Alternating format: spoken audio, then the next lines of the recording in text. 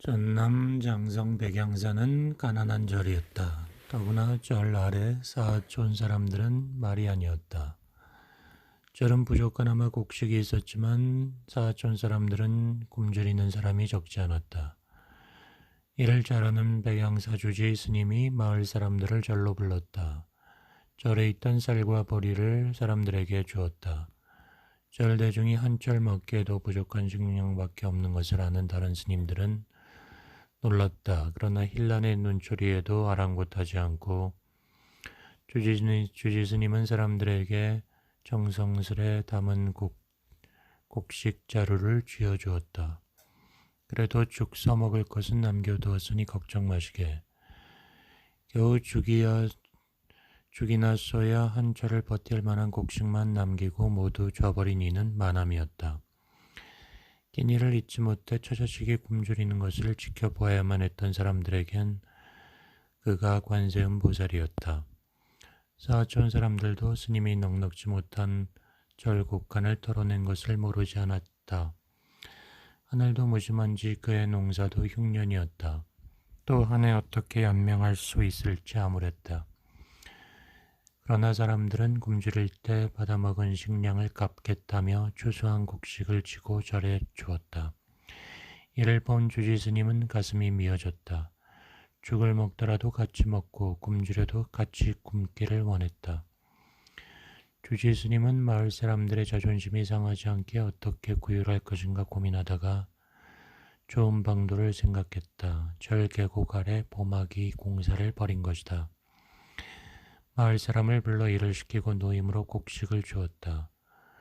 그런데 이상한 일이다. 마을 사람들이 보를 쌓았는데도 다음 해에 보가 무너지고 또 다음 해에도 무너졌다. 사람들이 굶주리고 있으면 스님이 사람들의 일거리를 만들어 곡식을 나눠주기 위해 보를 무너뜨리곤 한 것이다.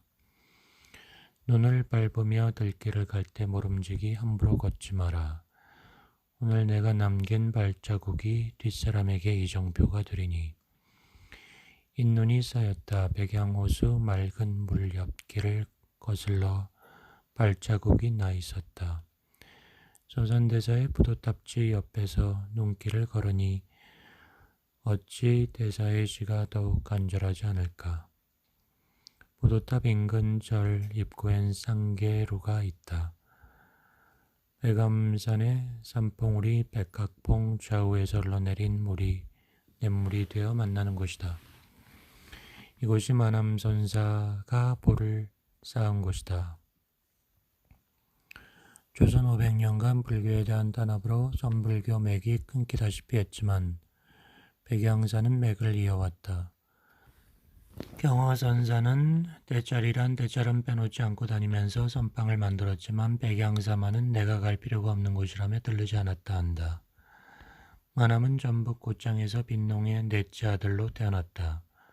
어머니가 흰 양을 아는 태몽을 꾸고 그를 얻었다니 흰 양을 뜻하는 백양사와 그는 숙생의 인연이 있었으리라.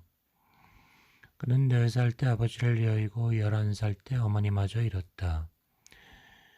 이런 시련은 필시 삶과 죽음을 뛰어넘으라는 법계의 요인이나 다름없었다. 그는 출가했고 당대의 대강백, 한영, 환흥 스님 등으로부터 배워 25세 때 해인사 강백으로 추대됐다. 하지만 그는 교학에 그치지 않았다. 관념과 지식만이 아니라 실제 삶과 죽음을 뛰어넘고자 했다. 이 먹고 만암은 이 화두를 들고 7년 동안 정진하다가 운문선원에서 당대의 선지식 항명 스님을 등에 업고 덩실덩실 춤을 추며 깨달음의 노래를 불렀다. 만암을 만암이게 한 것은 그의 삶이 여기서 그치지 않았다는 점이다. 그는 1300년간 닫혀있던 산문을 중생을 위해 열어젖혔다. 1910년 한일 합방이 되자 노승들의 반대에도 산내 청류함에 광성의숙이라는 교육기관을 만들었다. 훗날 조국과 불국계를 이끌 인재양성을 위해서였다.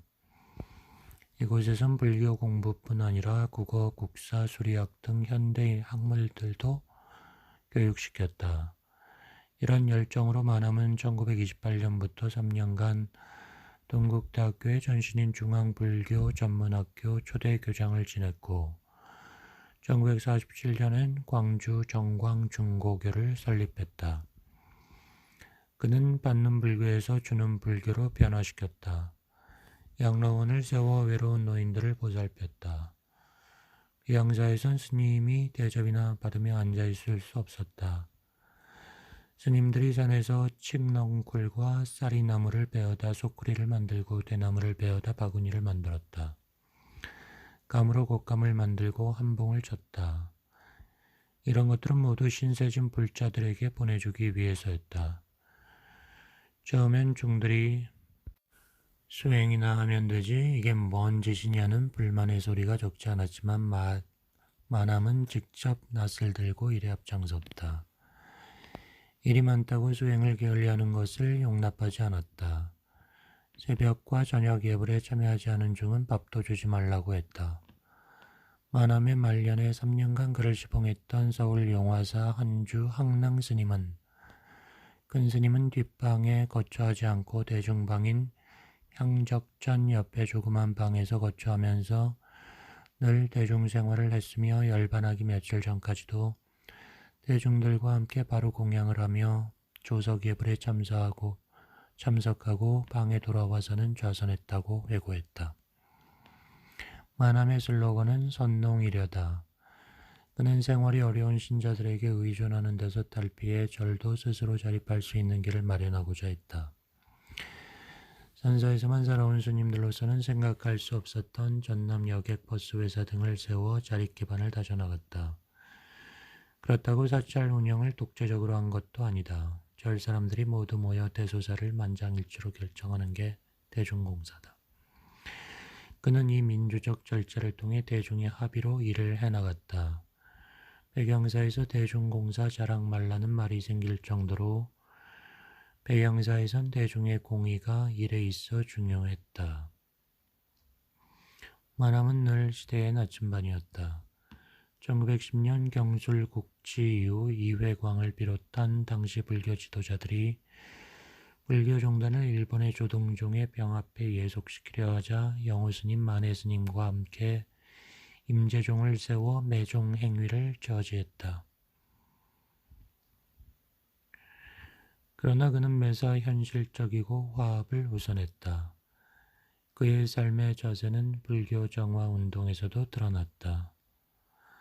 그가 조계종 종정이었던 당시 취처승을 절에서 몰아내라는 이승만 박사의 유시로 불붙은 정화 때였다. 그는 강경파들이 대처승들을 절에서 폭력적으로 몰아내려 하자 종정직을 호련히 벗고 백양사로 돌아갔다. 그는 대처승들을 무작정 절에서 내쫓는 것에 반대했다.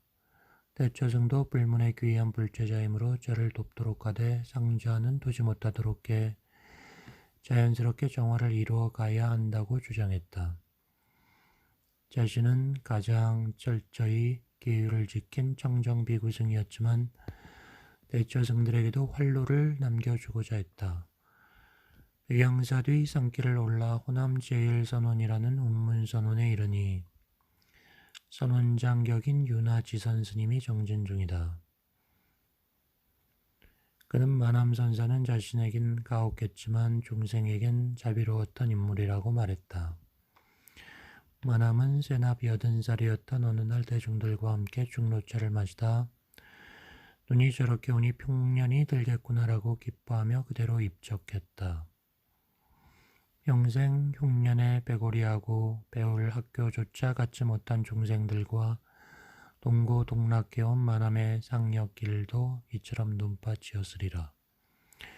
배경이 온 천지를 뒤덮었다. 누가 또 이 위에 뒷사람의 나침반이 될 발자국을 남길 것인가.